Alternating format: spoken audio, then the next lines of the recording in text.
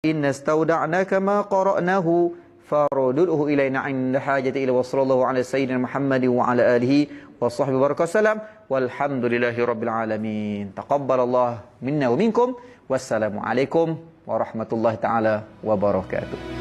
La ilaha illallah, la ilaha illallah, la ilaha illallah, la ilaha illallah, la ilaha illallah, la ilaha illallah, la ilaha illallah, la ilaha illallah.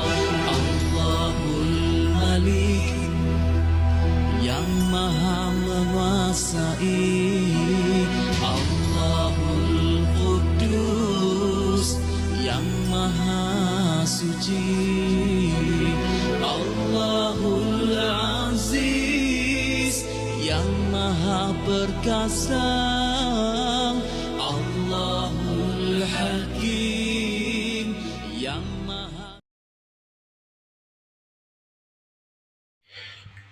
Bismillahirrahmanirrahim.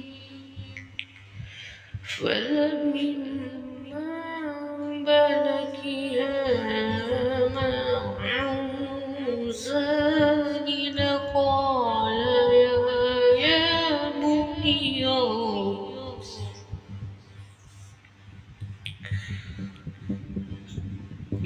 قال يا بني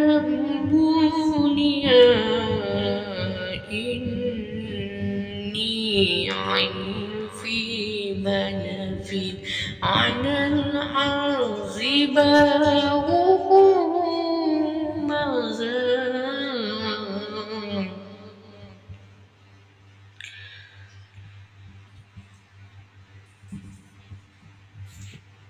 أعزبه كفالنزول مزاد عنه عيا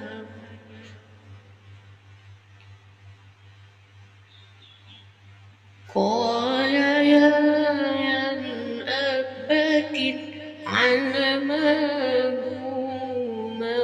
ستدينوني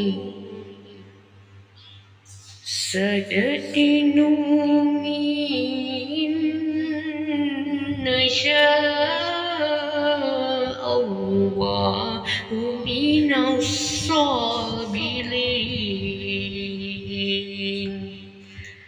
صدق الله العظيم. Maksudnya, maka ketika anaknya itu sampai ke pikan umur yang berboleh dia berusaha bersama-sama dengannya, Nabi Ibrahim berkata, "Wahai anak kesayanganku, sesungguhnya aku melihat dalam mimpi bahawa aku akan memberimu. Maka fikirkanlah apa betapatimu." Anaknya menjawab, "Wahai ayah, jalankanlah apa yang beritakan kepadamu. InsyaAllah ayah akan bertapati aku dari orang-orang yang sabar." Surat As-Saffat ayat 102.